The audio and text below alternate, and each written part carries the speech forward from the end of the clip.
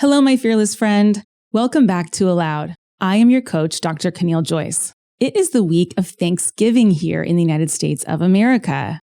And while you're busy making pie or getting ready to avoid your family members, I wanted to hop on and tell everyone here the exciting news that season 2 of the Aloud podcast is coming soon in January of 2022. Can you believe we are almost there?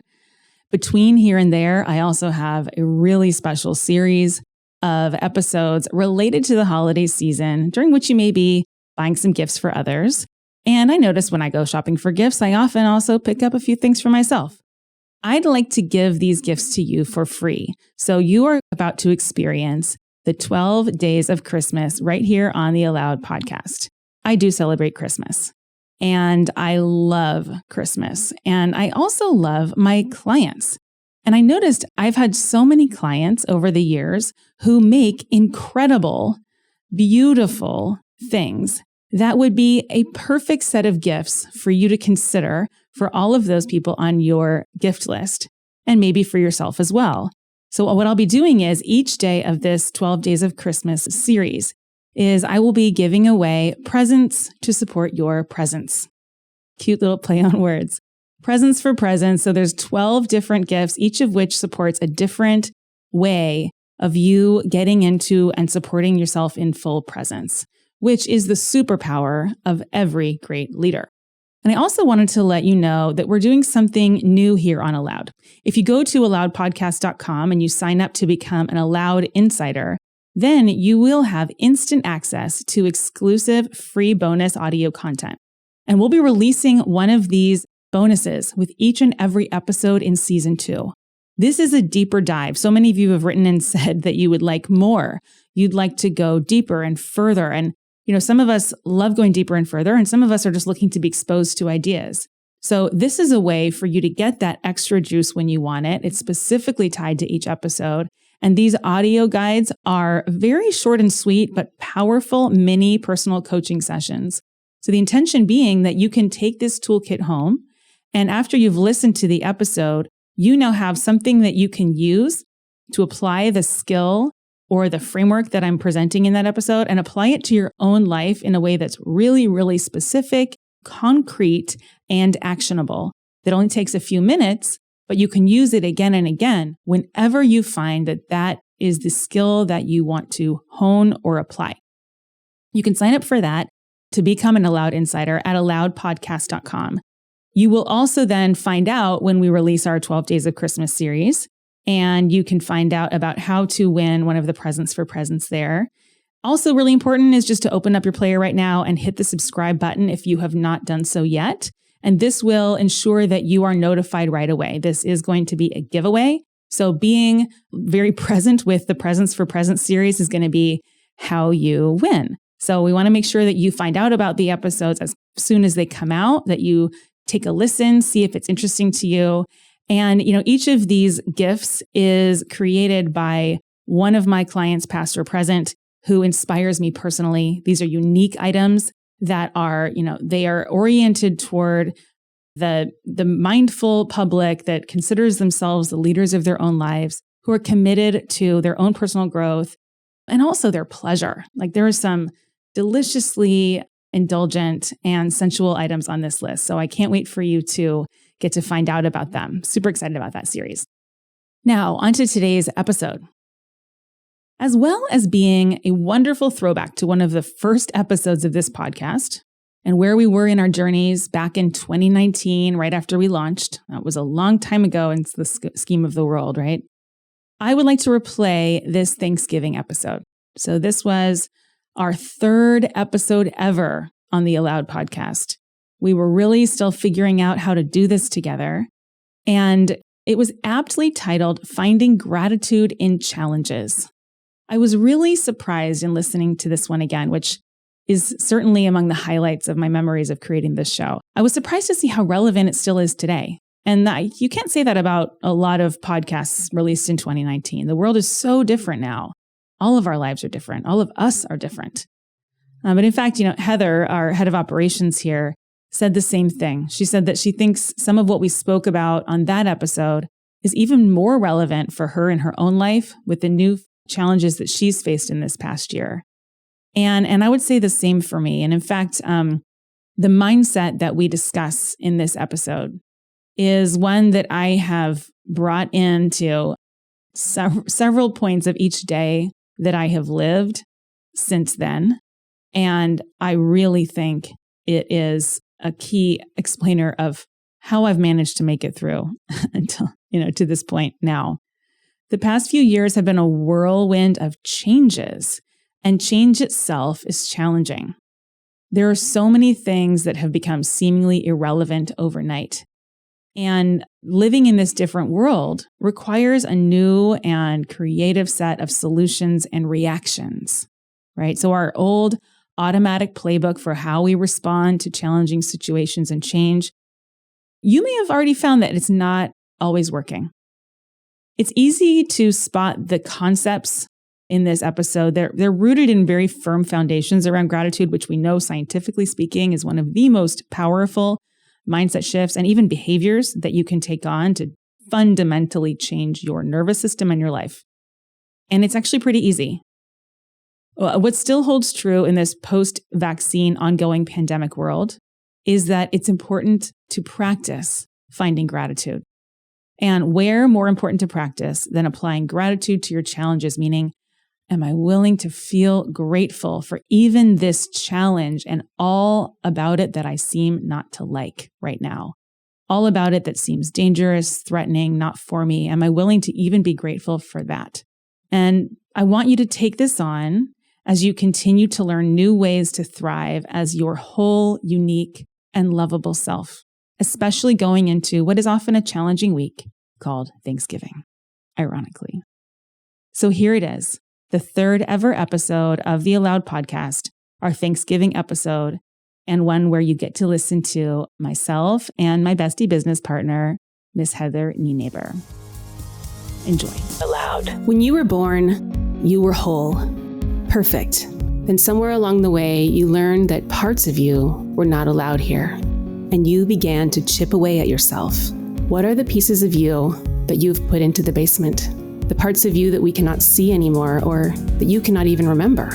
What are the ways that you, without even knowing it, are eroding your own aliveness, your creativity, and your well-being? And how can you reclaim the wholeness that is your birthright?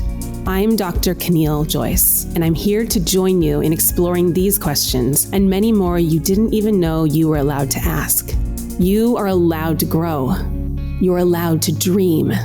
You are allowed to be exactly who you are and to become the next version of who you want to be. Start your journey of exploration with me right now on Aloud. Aloud. You are allowed to be whole. Welcome to the show. I'm your host, Caneel, and I'm joined here today by Heather Nienaber, our head of operations here, who is a superstar in every way and has really helped keep me, my family, and my business afloat. Even though we've never even been in the same state, we've worked together for 5 years. Heather, how is it out there today in Missouri? It is very cold. It's actually November and we're not really having fall. Today they said feels like January. It's in the 20s. So it's cold. Oh. It's not the ideal November day. And here I have flip-flops and I've got my jean shorts in my purse because I know I'll need to change into them later when it warms up. So LA is a pretty different situation. Extremely jealous. Oh, it's so great to have you here today, Heather. It's really cool that you agreed to come on the show. For our guests, the neat thing is that Heather and my producer, Elena, who's also here, supporting us today as we record, we always talk about the content for any upcoming show ahead of time. We gather some ideas, we might gather resources and, quotes. And we talk about who might be a good guest. And when we were planning this Thanksgiving week show on gratitude, and I was sharing some of the practices that I wanted to share with you guys, Heather shared that she has a similar practice that she's been practicing in her, is it a Bible study group or a prayer group, Heather? Yes. And what's really neat is that we often find these overlaps, even though we come at things from slightly different perspectives. I tend to be more spiritual. You could probably digest my work if you're secular, and atheist, I think that it still really rings true. And Heather's, a very devout Christian Catholic, correct? Correct. Catholic. Correct. I was raised Catholic. So, we share a lot of similar understandings and backgrounds, but we come at things from different angles, and yet we seem to always find ourselves in the same place. And so I thought it would be neat to bring her on and share some of the overlaps that we have seen, and in particular around this area of gratitude. It's Thanksgiving week, and a lot of us are getting ready to head off to see our family, some family that we don't see very often. That always comes with, a little bit of stress, and sometimes a lot, and some challenges. Many of us will be getting on airplanes and hoping that our flights are on time and there are no delays. I know I've had many hours laying on the floor at the Oakland airport trying to get home to LA back when I lived in the Bay Area. By the way, the bar in the Oakland airport is really, really fun the Wednesday before Thanksgiving, because everyone's delayed and everyone's just like trying to make the best of it. So highly recommend that. But I haven't had to do that in a few years. It's really nice to be back here in LA. I want to dive into this idea about entitlement versus gratitude. I think this is a useful thing to bring into the holidays, in particular, because most of us would not describe ourselves as entitled. It's a really subtle thing when we accidentally dip into entitlement. Nobody's trying to be entitled. So I want to offer that as a word that has essentially a technical meaning. And it just means that you have a thought that anything should be different from how it currently is now. I think a lot of times people think that's a bad word. They throw it around a lot of days now for millennials, for different young people. I know the children today with technology, they throw that word around a lot, and people think it's a negative terminology. So when we were discussing this episode and talking about this kind of idea of entitlement, it was very eye-opening, I know, to me, to hear it from this perspective. Yeah. So what's the distinction between how we work with entitlement with our clients and how you think most people think of that word? I think it's getting past those norms and those ideologies that you have on entitlement, and thinking about how you can shift to a different perspective and point of view, and how that shift can change everything about the way you see your life, the world, the people around you, the way you respond to people. It has a big impact. Has a huge impact. So gratitude itself, which is available to us when we're not in an entitlement mindset, it has a lot of proven benefits. So when we're in gratitude, we have increased happiness. It actually, our happiness can increase by 25% or much more, according to some measures. Gratitude counteracts depression. It lowers our stress level. It increases our sense of abundance and our ability to attract abundance to our life. It also increases our willpower. There's a lot of really interesting work by Roy Baumeister and others on willpower. And when we're in a gratitude mindset, we literally have more self-control. And who doesn't want more of that? We have happier relationships when we're in gratitude. It enhances our self-esteem and our sex appeal. And it just allows for such a more enjoyable life when we can be out of the drama triangle and in a spirit of appreciation, not just for others and for the world around us, but also for ourselves. In my family, we have, of course, we say grace at Thanksgiving. That's, we always go around and say what we're thankful for. My husband's family is not religious at all. And so for them, we go and we do like a really long, deep check-in on what we've been grateful for over the last year, which is one of my favorite parts of that holiday. And then at the dinner table, sometimes with my family, we try to say, what's one thing we're grateful for? Do you guys do that, Heather? Yeah, we've tried in the past. Things come and go as your kids grow and practices come and go. It's always entertaining with little kids to ask them, what they're grateful for when you go around the table, and you try to model for them so they go a little bit into more depth than you would like, than they do. But little kids will say wonderful things like their snuggly or, their favorite piece of candy or something really specific. And you get into the teens and they're just like, my family or my phone, something very generic. But you're like, come on, can't you get a little more specific for me, please? My daughter almost always says food, and she loves food. And I know she's genuinely really, really grateful for the food, and she's 4. My son, it depends. It's varied every single day. And then there are others days where sometimes we're stumped. I don't know what I'm grateful for today. And that's when it's actually such a good time to do that exercise, is when you really are in a day where you need to look in order to find something. I have this journal here with me that I've shared a couple times on social and on my blog. And, for those of you who are watching this podcast on video, you can see it's called the 5-minute journal. And most mornings I do this. I go out to my little she shed in the backyard, and that's the only place where I can't hear anyone else, which as a mom with little kids is really important for me. And it asks me every morning, what are 3 things that I'm grateful for? And as Heather and I were planning out this episode, I realized that probably the most important or most common entry in that section of this journal is Heather. Aw, I'm so touched. I'm going to cry. And, Heather and we've been through so much. I mean, she was with me, when we were living in San Francisco, and helped us plan our move down to Los Angeles, helped us with our house hunt, from afar, from across the country, helped us coordinate a remodel, going from living in a little apartment in the city to all of a sudden having to fill a whole entire house with furnishings. And she helped me kind of keep track of our budget there and track orders. And then even helped me coordinate the birth of my second child, Arrow. And my midwife knew who Heather was. And, because Heather would help me make my appointments and help me coordinate a really beautiful home birth over here. And we have been through a lot. We really need to meet in person. We really do. But I also really appreciate that we haven't. It's such a remarkable story. It shows you how connection can happen in so many different ways. I mean, the fact that we've been on video together, and yet I feel we have so much trust and ability to work together, which I credit a lot to your character and both of our deep passion for what we're up to. But people are always blown away when they find out that I haven't met you. Most people think that you work right here sitting next to me. I've had the same experience, even with talking to our clients or people that, I mention, oh yeah, and we've never met. And they are like, really? I can't believe it. It's like shock. They just can't. But, and you got to credit technology to that too.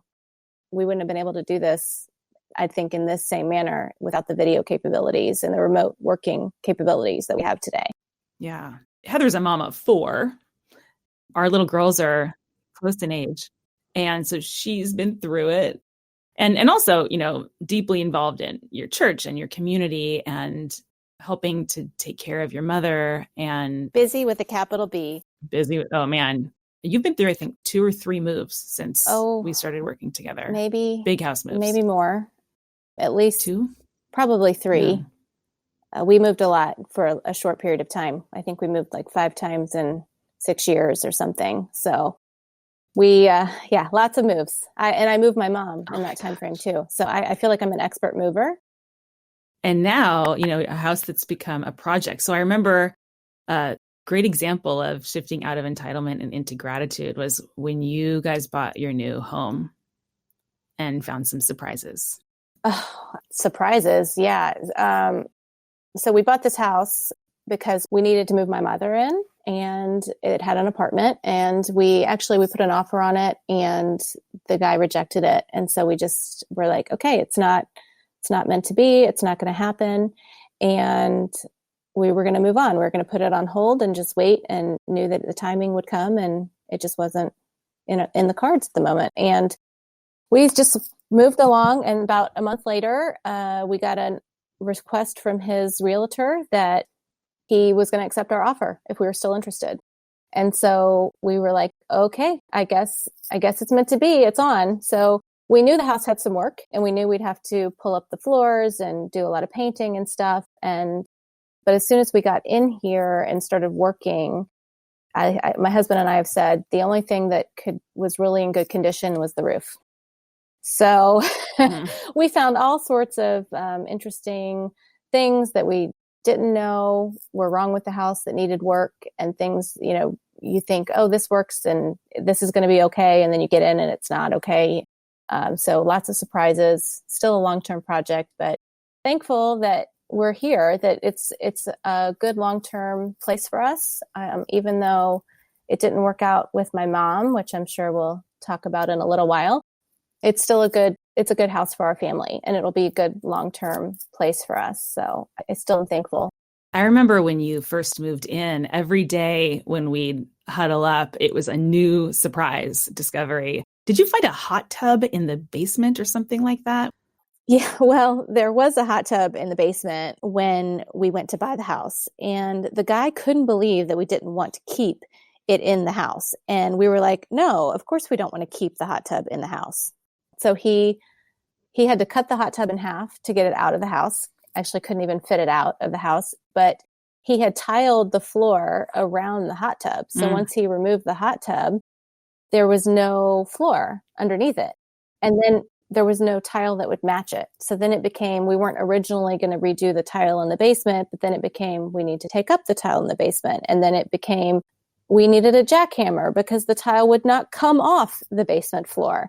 And then it was just like the next thing and the next thing. And it just continually was something new. But the grateful appreciation that I have from that experience. So we were doing all this work ourselves because to take floor up apparently costs a fortune. It already costs a fortune to put it in, but having them take it out costs a lot of money too. So we wanted to save and cut costs. So we said, okay, well, we can pull out carpet, we can pull out tile, we can get the hardwood floor out, no problem. So I have 2 teenage sons, and we brought them in, and we spent November, this time last year, leading into Thanksgiving, demoing our house and taking the flooring out. And it was a very cool experience for our family to do together. Our boys learned things. They were not on devices. We got to spend time together as a family. And actually last Thanksgiving last year, the 4 of us, or 4 children and my husband and I, so let me stop. The 6 of us were in the house and working on it. There's not much heat. It's pretty bare. My daughter's in there she was 6 at the time. She's got a chisel and a hammer, and she's chiseling up tile in the kitchen floor and pulling tile up. And my older boys are doing work. And we spent all day Thanksgiving just doing work. And then for Thanksgiving dinner, we went to a 24-hour diner and had breakfast for dinner. So, we've got this wonderful memory that, even though it was all a challenging time frame for us, I feel like we made memories that will last forever from that experience. So it was good. Oh, it's amazing. I remember you just talking about the blessings that you found in that challenging experience. And such a, you've always been for me somebody who's so good at staying stable. And I think a lot of it is because you're constantly looking for, what's the gift in this challenging situation. In conscious leadership, we talk about that as looking for, how is this here for me? How is everything related to this issue here as an ally for me and my own learning? And we take responsibility for the situations we create consciously and non-consciously, knowing that even if we non-consciously created a really challenging situation, somehow we were setting that up so that we could learn and grow in a way that we really deeply want to. When challenging things happen in our life, we can easily slip into a state of kind of powerlessness or victimhood that, in conscious leadership, that would be described as being in the drama triangle, where we're perceiving life as happening to us and being against us. And often when these challenging situations come up, we have a tendency to blame or criticize those situations. So you could have easily blamed the house or the previous seller or the agent, or there are a million people you probably could have blamed. You and your family could have started blaming each other or the weather or whatever. But there's an alternative view, which is that instead of being a villain, these challenges in our life are constructive in some way. They're what would be called a challenger, like in the technical sense. And a challenger might be something that's clearly here to challenge you, like training for a marathon, where you're going to be overcoming something and learning something new intentionally, and you created it on purpose. Or, launching a company is another challenging situation that people take on purpose. And then there are a lot of challenges that arrive in our lives, which we did not invite and which may not have immediately obvious gifts and which actually are more deconstructive challengers. They take our lives apart in some way. And for many of us who've been through some sort of a healing or recovery process, that whatever that initial injury or trauma was is a deconstructive challenger. And it really rattles us and shakes us to the core of who we are and has us pull apart pieces of ourselves that maybe aren't serving us anymore. And then our role is to put it back together again. And Heather, you've always been one who I think can welcome any challenge as something that has a silver lining. And I remember you telling the story around Thanksgiving last year. And I believe shortly after that, then you found out you had no internet. No internet could reach your house, or no phone lines were there. And communication was very challenging for a while. And then that was nice because the kids couldn't be on their devices as much over the Christmas holiday. And I'm sure that was challenging. But you got to be together. Yes, that was a good thing about this house, that we still do not have very good cell service here. So when we didn't have internet here, and we have internet, but it's, through the DSL. So it's not the best. And that's the only option. They couldn't use their devices when they were here. There was nothing they could do but hang out and talk to us. And it was not a bad thing as far as a parent is concerned to just spend time with your family and your kids and know that they can't be distracted by technology in today's day and age when teenagers are all on Snapchat and other social media devices that keep them distracted and their attention elsewhere. I mean, that was even challenging for us because we were so used to being able to communicate whenever we wanted to really, really easily. And then suddenly it was, only when you went to that one cafe that had a good connection near you. And so you'd hang out there for hours. Thank goodness, because everything would have collapsed without you. Yep. Thank goodness they have a free meeting room that I can use. Yeah, that's great. Shout out to them.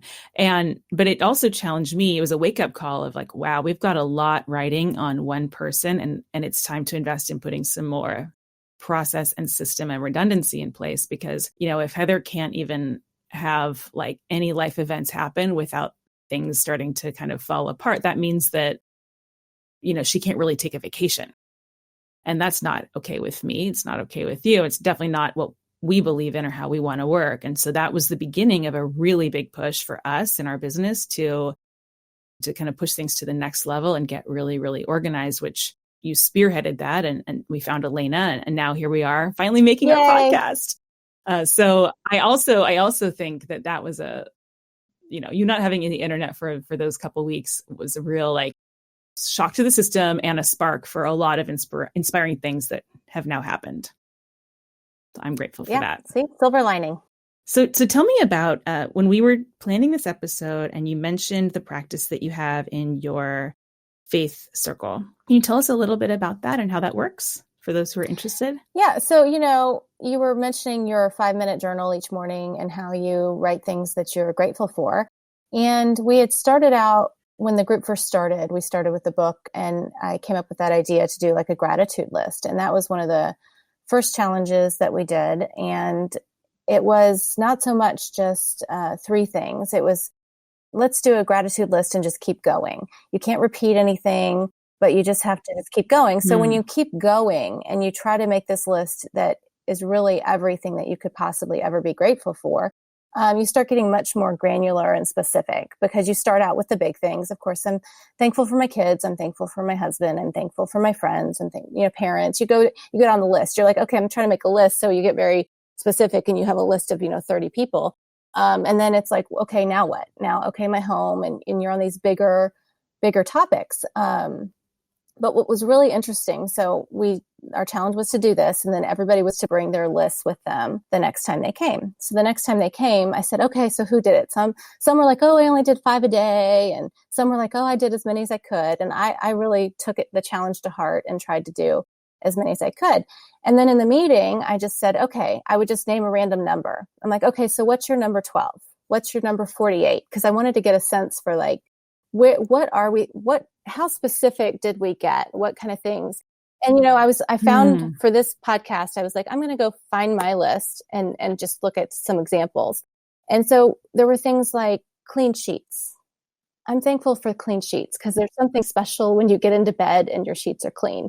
And I'm thankful for giggles, my kids' giggles, that's a special moment, or even those belly laughs. Conversations with my kids in the car. If you have a teenager and they're not driving yet, having them in the front seat next to you when they're trapped there is like the best time to ever have a conversation with them where they'll actually talk to you. Things like slippers. I mean, things like green grass instead of brown grass in the winter. So it was really fun to hear everybody's really tiny things that you're like, oh yeah, I'm really thankful for that too.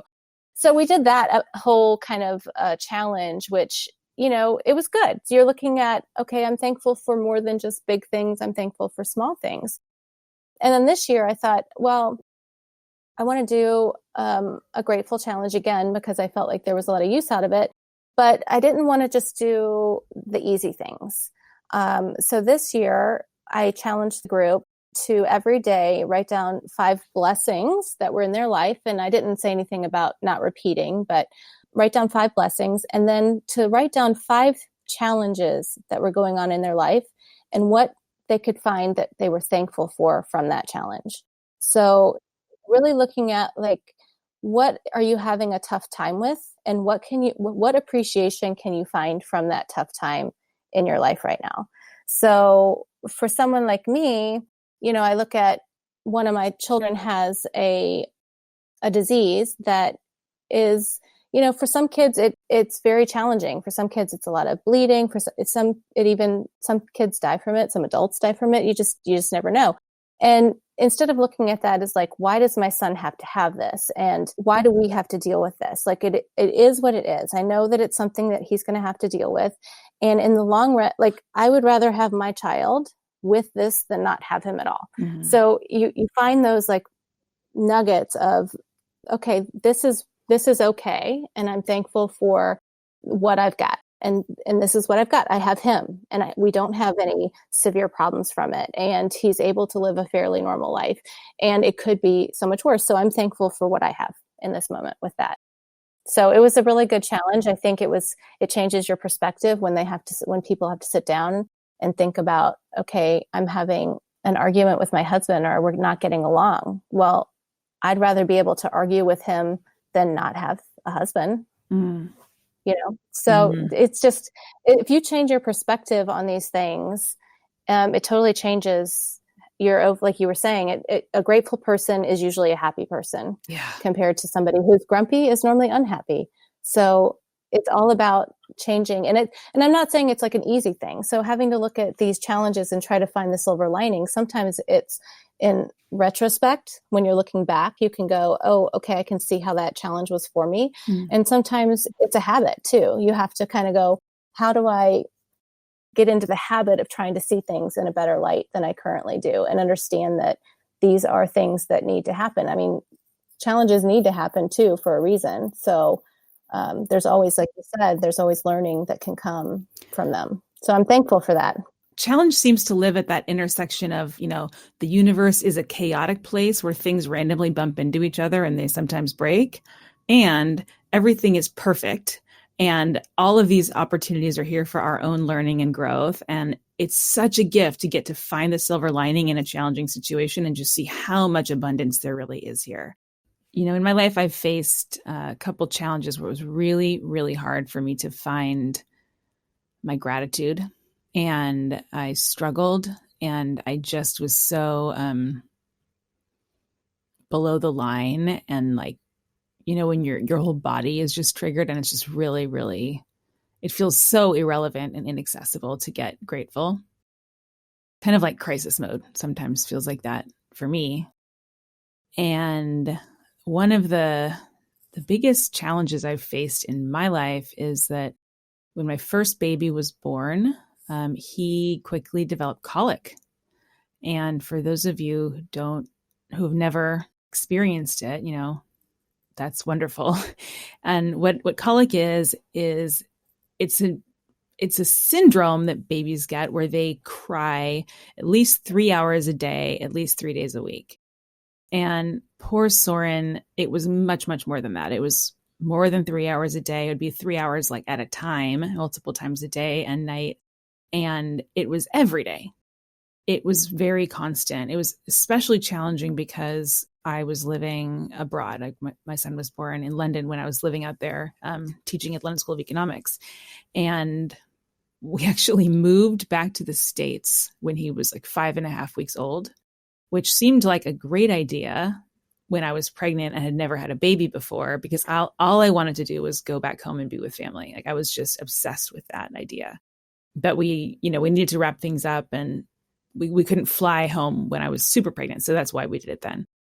So we were trying to move countries. My husband had very little paternity leave. He's had to save up his paternity days to help us move home, because you have to fly and it takes time. And so very quickly, after my mom left, when Soren was about, 5 days old, he started this crying and he was having a hard time breastfeeding.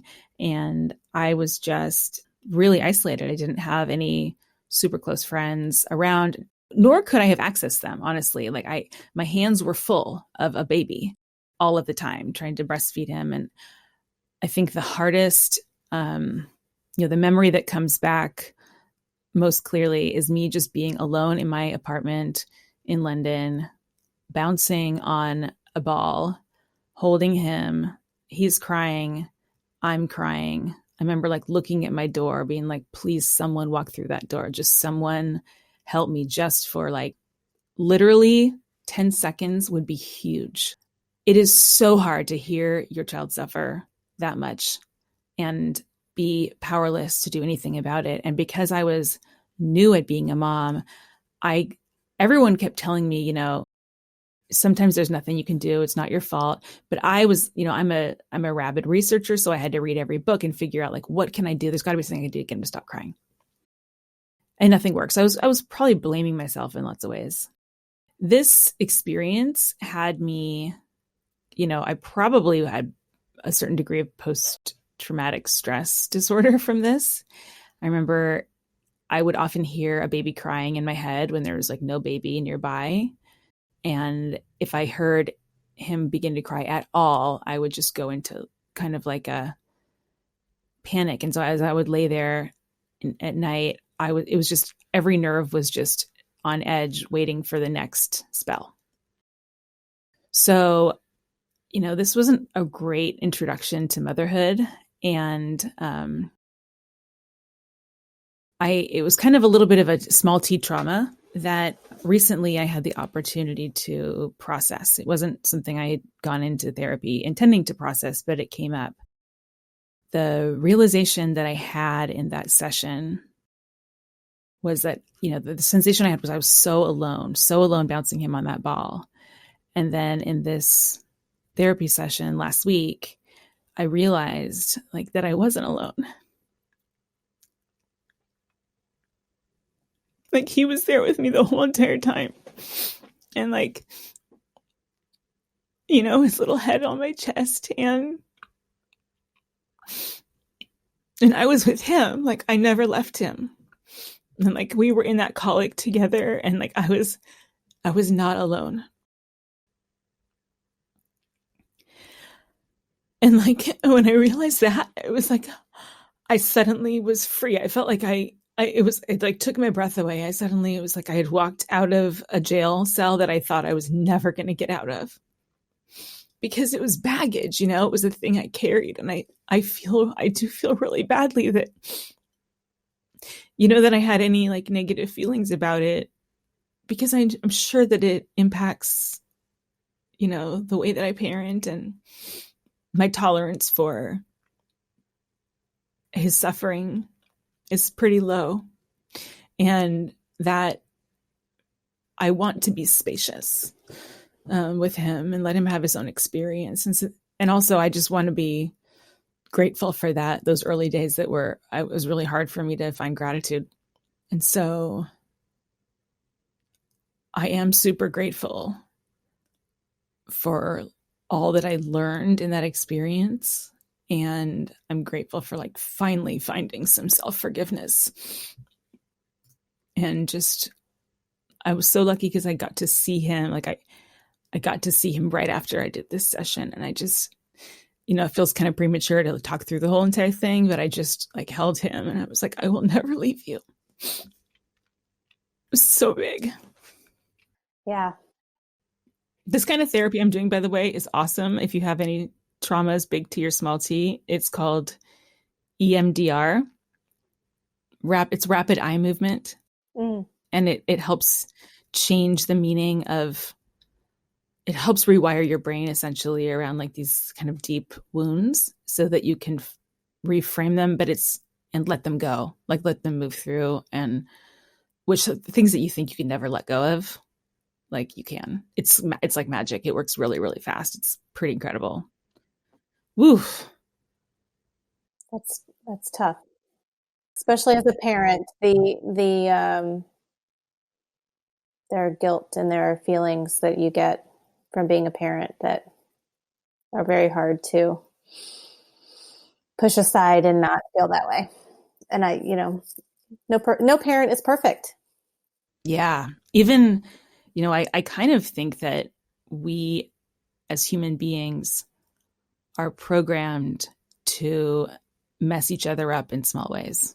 Like every parent is going to mess up their kids. And actually, I think there's something very adaptive about that, very like functional and beneficial, because I know that my little wounds from childhood, which my parents were like such fantastic parents. I mean, so incredibly loving, like off the charts, incredible.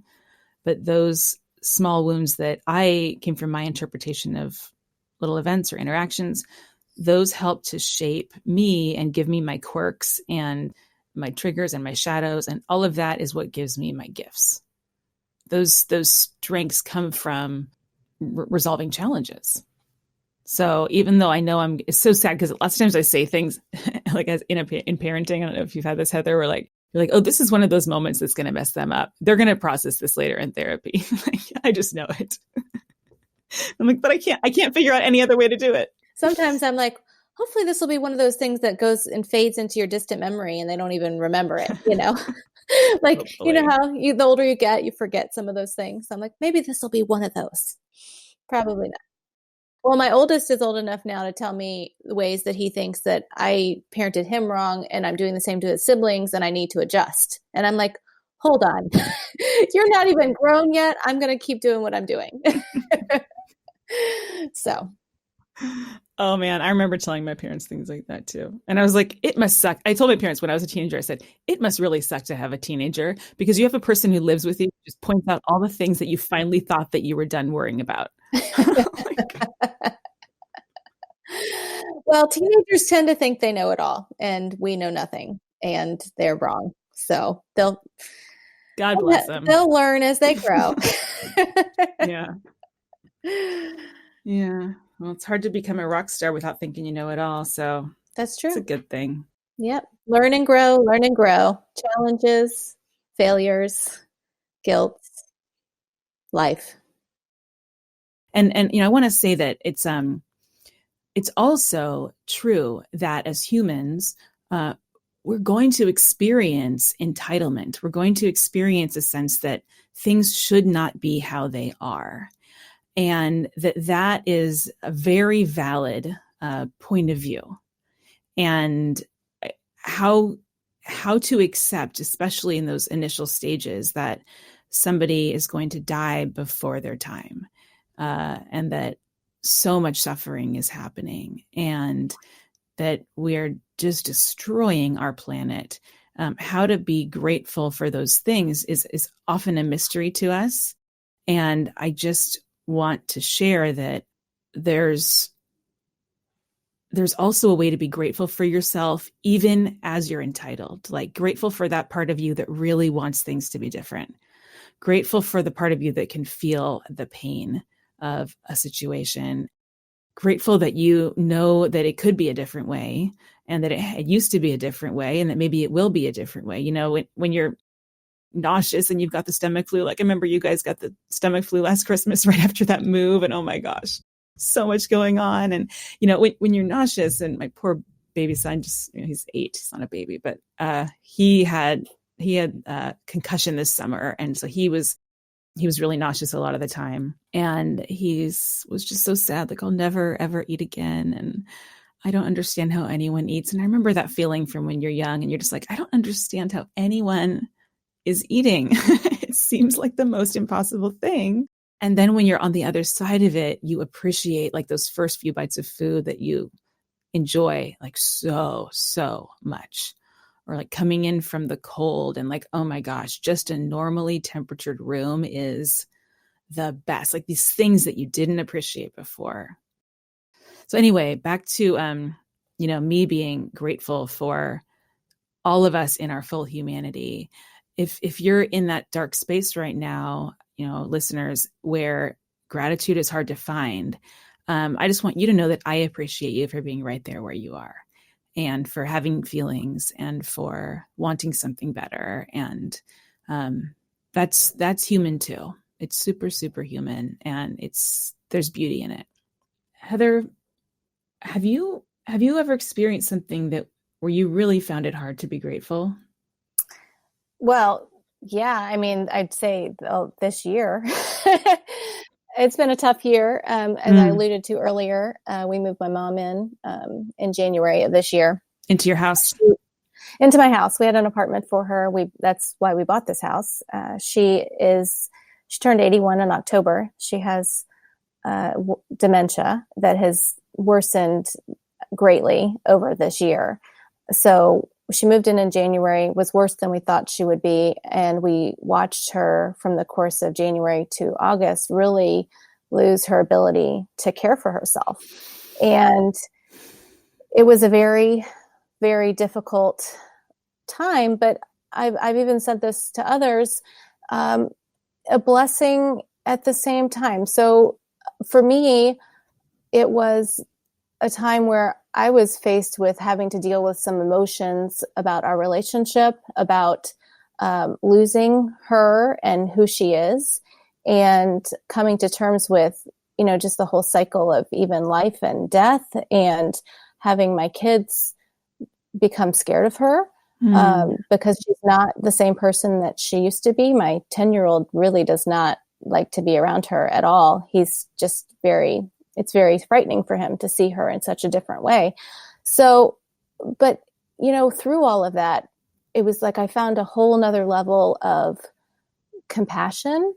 I found a level of, there's something very, I don't even know how to describe it. When you have to switch into this full caregiver mode for your parent, and you have to take care of them as if they were a child and a baby even. I'm talking bathing and helping with going to the bathroom and things that you just never would even picture yourself doing. It creates this tenderness, and it changes the relationship in ways that you normally, gosh, I'm getting emotional, that you normally, you just can't even understand until you experience it. And so, yes, it was hard, but it also created this different kind of feeling and emotion for me. It created a different type of understanding for people that are going through this situation. And now that we're kind of on another side of it, like we went through periods where she was very depressed because she knew what was happening as it was happening, and I just kind of prayed that we would get past that stage, that she would be at a point where she wouldn't even know what was going on anymore, that she wouldn't be aware of that, so that she wouldn't be sad. And so the other day I was telling my father-in-law, I said, now I'm actually, like, the blessing is I talk to her or I see her and she's happy. She's happy. So like we've come to that other side, and at least I know she's happy. And then there's this whole experience now when I go see her, it's like the excitement like a child or a puppy would have when they see you. She lights up because she's just like, oh, because I'm one of the few people that she really remembers or recognizes anymore. So seeing me is like just this beautiful, she just really she glows. She's so excited. And it's really, really cute. Even though she doesn't remember that I was there an hour later, in that moment, she has this gift of happiness and fullness and love. And it's a blessing. It just is. The reality is there. that the end of this is not going to be pretty, that she's nearing the end of her journey on this earth.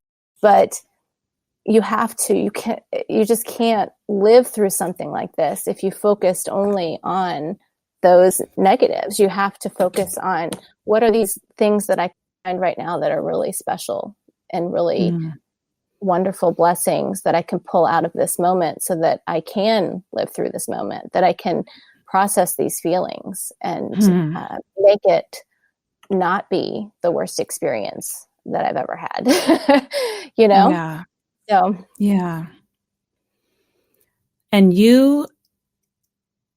let me know if this is territory you don't want to go to. Thank you for sharing that beautiful story, Heather. And I know that you'd hoped that your mom could live with you guys a lot longer than she ended up staying. And I'm really grateful that you were able to find a good place for her to live near you, where she can get more care and where you can also take a little more care of yourself and, your own family. I know that was an exhausting push, and challenges are not complete by any means.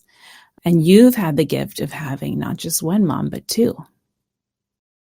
Are you willing to talk about that? Yeah, I was thinking about that when you talked about entitlement. I would say as a little girl, I felt like I was entitled to a normal family. And I should, those I shoulds. So I was given up for adoption at birth. And so my mom and my dad adopted me from birth. And then when I was 3, my dad, he passed away. He had a stroke and he died. And so I then ended up being raised by just my mom, and it was just me. And we didn't have any family nearby. And so as a kid, it was, why don't I have a dad? Why don't I have a normal family? Why was I given up for adoption? I could have had a normal life probably, and all these kind of just, I guess, like why I'm entitled to these things. But as a child, you don't understand, and you can't really, it's much harder for a child, I would say, to look at these challenges and be thankful. Of course, as an adult, I look back at it and I'm thankful that I was there for my mom, because, what if they didn't adopt me and it was just her and her husband, and she would have been all alone. She would have lost him. I'm thankful that my birth mother made the choice to give me up for adoption. She could have chosen another option and I wouldn't be here right now. So, there are these gifts that you're like, okay, well, I am thankful for these things that they happened the way they did. If I hadn't have been adopted and my father had died and it was just my mom all these years, who would be taking care of her right now? There's a reason that I am in this life situation that I'm in, and it's all a plan and it's meant to be. And so I'm, you look at it as an adult and you're like, I see why those challenges were there and I see all of this. But as a child, obviously it's not something that we can, we can put our finger on. We feel like, oh, I should be like everybody else, when you're not. So. And I know that you've reconnected with your birth mom since then, which is also pretty neat story. Yes. Not just my birth mom, my birth father too. So they have been in my life for about 12 years now. And a funny little side note, when my mom and my birth mother would get together, my mom would be like, I'm so thankful for you, so thankful for Heather. And my birth mother would be like, no, I'm so thankful for you. I'm so thankful for you taking care of Heather. And so it would go back and forth. And then I'd finally be like, okay, everybody's thankful. Let's just stop. Like, they would just go back and forth. And it was really funny. So see, life has a funny way of bringing it all back together. I often would question, well, why couldn't I have known these people, my whole life? And why did I have to be this way? Nowadays, adoptions are more open, and a lot of people, if they give a child up for adoption, they still get to see that child's life. They have a part in that life. It's not as much closed adoption like it was back then. So I'm like, well, why couldn't it be like that when I was a kid? And I just feel like there's reasons, and my life would have been different, and things would not have taken the turns that they've taken if it hadn't have gone this way. So yeah, I'm very blessed that Mhm. my birth family is amazing, and I was able to meet them all. And I have now 7 half brothers and sisters that are in my life, and I have nieces and nephews. And I Wow. I never had a father, so I have this father in my life, and I never had grandparents, and I have some grandparents Mhm. that are still alive that I've gotten to know over the past 12 years, which is Wow. amazing. So it's been just a really, really cool experience. And now, as my mother is, she's declining and she has dementia, and we all know the road is not, there's no turnaround from it. I know I still have this family. So like that was meant to be, that we would reconnect, because when I lose her, at least I have my birth mother, I have my birth father. I still have some sense of family in this world besides my own husband and children that I can connect with and have a relationship with when my mother's gone. So it's all good. What an incredible story. This is an incredible story. You're very fortunate to have all that family and love around you. And I know that, wow, hearing how of course, the feelings that you had when you were a young child. And interestingly, the way that I think I first found out that you were Catholic is I saw you post on Facebook one day that you were heading up to a rally, which connects to this story because it was about your gratitude for being born. Yes. Yes. It was. And, I happened to be pro-choice, and that's where I discovered that you were pro-life. And then I got to learn about it. And I think you shared in your post that, this story about having these two mothers and sets of parents in your life, and that you're just so grateful that you were born. And I found that such a moving story. It's very hard to, I know we have different perspectives, but when you were that baby, that choice, they could have gone the other way. There's no way that I would have wanted her to obviously choose differently. So yeah, so Yeah. I, very pro-life because of it. And it was the pro-life march. And that was, another huge blessing, was to be able to go on the pro-life march with my son. Oh, it's so beautiful. And I was so grateful to find out, wow, like I get to work with somebody who, we have a difference of opinion on something. We have our reasons, and I get to just like love this person and fully understand like where this comes from in her, which isn't something I've had an opportunity to have access to before, living in urban centers here on the West Coast. So I'm really grateful for you, and I'm grateful for that difference too. Oh, likewise. Well, we all coach each other. I mean, geez, Alina and Heather, you guys coach me every single day. And that's the kind of culture you want to be in. One could easily slip into victim mode about, oh, I'm being pushed so hard. But, interestingly, some of the ways that we often push each other on this team are, you need to stop working so much, take some time off.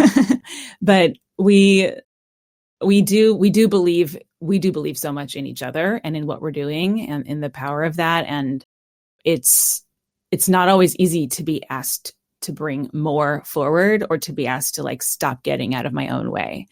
And at the same time, we're human beings. And I truly don't believe that what's been able to come out of me, what I've held myself accountable for, like freeing myself up from a lot of my blockages so that I could do this work in the way that I'm doing it now. I really think I needed you guys for that. I really don't think it could have been done alone. You're not the only ones, of course. Like I have so many people who support me in my life, all my partners at Evolution, my therapist, my coach, my coaching group, my psychiatrist. I mean, I've got a whole team, and my wonderful husband, of course, is the foundation of all of it. That reminded me of my family, this crazy old house I live in. It's like a baby. It's always presenting me with new challenges, and how much I've gotten to learn about homes and the inside of homes because it keeps breaking down and having new weird things go wrong. That's been cool. But yesterday, speaking of family, I don't know where she got this. It was very early in the morning. My daughter, Arrow, came downstairs out of nowhere. She said, and she's 4. She said, "Mommy, you know what the good thing is about cracking your head open?" I said, "No, what is it?" And she said, "You get to see all of the memories." It's so sweet. And then, and so we, I was like, how far do I push this scientifically? And, it's such a beautiful thought. I'm like, well, it's a little different than that, but but on some level, it's true, on some level, our brain is out there, and she is just a walking beam of gratitude all of the time. She can find a good thing about anything. And my mother is the same way. They're often fast to say, well, at least it's like this, or at least we get to do that, or at least it's not this bad. And it's really nice to have those grateful people in our lives. And that's been a change that actually has been challenging for me to make, is to begin really choosing to surround myself with people who are grateful. For my own system, I know there's not much as toxic as being around a person who really is committed to deep entitlement and, nothing is right. Everything is wrong. I deserve more. Like it really brings me down. And I had a lot of self-judgments about that I should be able to be resilient and, be with anybody. And then I realized I don't want to. And it dampens my own energy. And when my energy is dampened and I'm spending a lot of energy kind of like getting myself back up again, I am not giving to the world what I have to give as a gift. And I'm not bringing that energy with me back home at the end of the day to like really fill my home with light and brightness and gratitude. And that's been hard because I have had so many people in my life that I have deep, deep love and affection for. And there's a difference between, one who's going through a really challenging time and then one who's decided to make it their life commitment to be entitled, to be out of gratitude. And so allowing myself to just seek out those people whose energy feels good to me, was a big thing for me to get to. And the only way that I even knew I wanted that was by beginning to have like one or two people in my life committed to gratitude.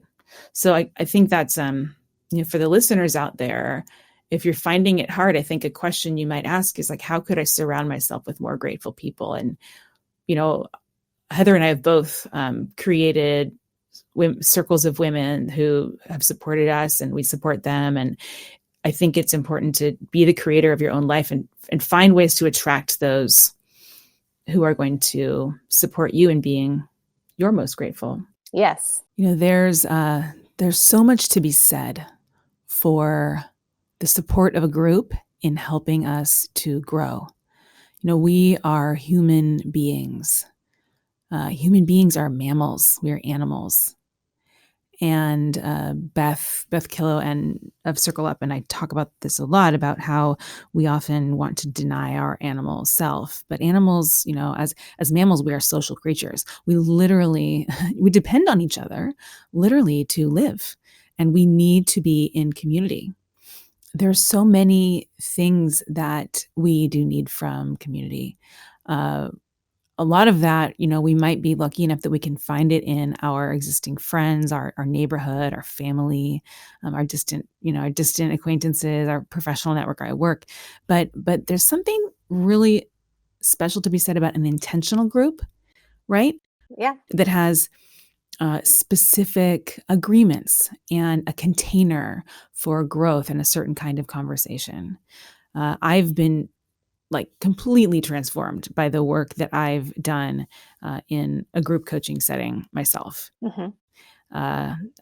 I've been doing it for the last 3 years, and I've set up a lot of those groups myself as well. And the transformation that I see in a group setting, even though it's, it tends to be much less expensive kind of investment versus individual coaching, is it's often just much, much bigger, which is surprising.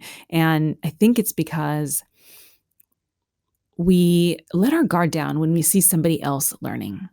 We don't make it as personal. And so we don't get as triggered or defensive. Our ego isn't alert and up. And so as we see someone else learn and someone else get feedback and go through like an aha moment, their learning can be our learning, because we recognize how similar their stuff is to our stuff. And we've been in similar situations, and we've felt that way with different challenges, and their aha moment can be our aha moment, and it lands because our ego isn't defending ourselves. Mm-hmm. And one thing I've been doing recently is I've been trying to create that kind of community for myself here in Los Angeles. That's another conscious, intentional community. So, those in LA, reach out to me about that as well. Mm-hmm. All right, it's time for questions from our listeners. This topic of gratitude can be a challenging one for many, and I have a beautiful question from a dear listener. I can see how I can learn by being grateful for the things in my life that are challenging, but I just really don't like being around my family. They're not really kind to me, and it's very upsetting. Are you saying I should keep putting up with this? No. Dear listener, I'm not. Sounds like you have some clarity about what your preferences are and that you prefer not to be around your family. You're feeling like they're not being kind to you, and it's okay to draw boundaries. It's okay. I would say that if that's the choice that you make, which could be an extremely healthy choice for many, then you'll find more healing by when you choose to kind of draw that boundary, being grateful in many ways. I'm grateful for you, for instance, for drawing a boundary that protects your sense of self. I'm grateful for you for knowing what you want and standing for it. And if you can be grateful for yourself in that way, that's awesome. Another thing is, being grateful that you have the space and latitude that you're able to create a little bit of distance right now. But the big leap would be, could you be grateful for them being exactly as they are towards you? Can you be grateful for the scars and the wounds and what the strengths that you have developed in the process of interacting with your family in this way? And can you be grateful even for the sadness and the pain of letting go? And just that sweet, sweet sadness that tells us that something we love has been lost. This is all an opportunity to wake up to what we love. So I feel some sadness thinking about this, but I also hear that you're really, really clear. So you can be grateful for anything. You don't need to stay. Well, we've weaved all over the place here. It was so fun to get to learn about your life, Heather, and hear you tell it kind of all in one place. So I want to just, we often here on this show, we often offer a practice or guide someone through an exercise. And so, Heather, I really loved the one that you are doing with your faith circle. And is that something that you'd be willing to make a little worksheet for and share it as an offering to our community here? Absolutely. The listeners will be able to go onto our show notes and download it as an option. Great. To work on their gratitude through challenges and blessings. Love it. Such a clever exercise. So that will be at caneel.com/podcast-3. And there you can find links to, I'll give a link to this 5-minute journal. It has 5 questions you can answer each day, each of which has really helped me boost my own sense of gratitude and abundance and help me manifest like crazy, by the way. That thing actually works. It's amazing.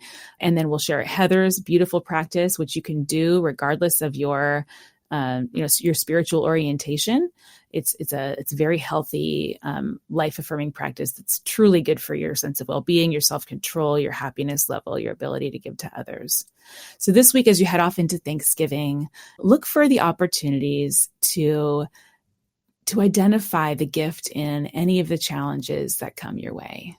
Last week, we talked about triggering and how when we get triggered by others, it's just an opportunity to get closer to our own shadow and to learn about ourselves and find parts of ourselves that we have not claimed the beauty and the power of, parts of ourselves that we have not yet loved.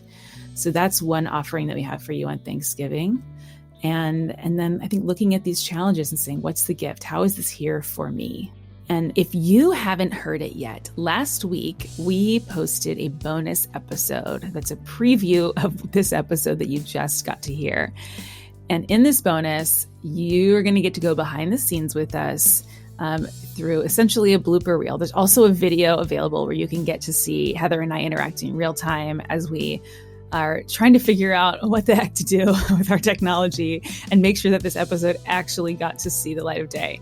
So if you want to check it out, it's a pretty fun bonus, and just go on back to the last episode. You can find a link to that at caneel.com/podcast. You are allowed to be whole. Hi, everyone. I hope that you found new wisdom and value out of that episode. Don't forget, season 2 of Aloud is coming soon in January 2022. So open your player and subscribe now so that you don't miss any of the new season or the special bonuses that we have for you through the Aloud Insider program, brand new. You can go ahead and sign up for that right now at aloudpodcast.com to get the bonus audio episodes that go with each and every episode of this podcast. Those are absolutely free to you, mini coaching sessions to apply the skills you're learning about here to your own life. You'll also get behind the scenes access and early invitations to events, special insider Q&A sessions, chances to win free mini coaching sessions with me. I can't wait to meet you that way. And we'll do this throughout the year, in addition to offering our new Aloud merchandise, which I'm so excited about, and even more. And this bonus material is completely free for you at aloudpodcast.com. This will help you to get the most out of each and every episode. And this season is really designed ahead of you as a really complete arc of a way to genuinely see the results of you spending these minutes listening to this show. I really, really want you to see and feel and experience your life at its fullest and yourself at your most alive. And I know that that involves work. And so this is here as support for you. And I'm trying to offer you as much of the same support that I give to my executive and CEO and founder clients. I also want to remind you about the upcoming series called Presents for Presents. It's our 12 Days of Christmas, where we will be having a giveaway each and every episode. And you will need to listen to the episode promptly. So please, again, if you have not yet, subscribe and sign up at aloudpodcast.com to be notified so that you can find out when the episodes come out and have a chance to win some of these amazing giveaways, really unique and special gifts created by my own set of current and past clients. Thank you for showing up every week of season 1, and I can't wait to see you in season 2. Right at the beginning of January 22 is when we will be beginning to release those episodes. We've already recorded several, and they are amazing. And we'll be starting your new year off together here with a whole new season of material to make it fun, easy, and exciting to grow and learn and change. Please have a wonderful, safe, indulgent, exciting, and curious Thanksgiving. Give a hug to yourself and your other loved ones. Be grateful for yourself. I'm grateful for you showing up here. I can't wait to get to know you more. Please reach out and have a happy Thanksgiving.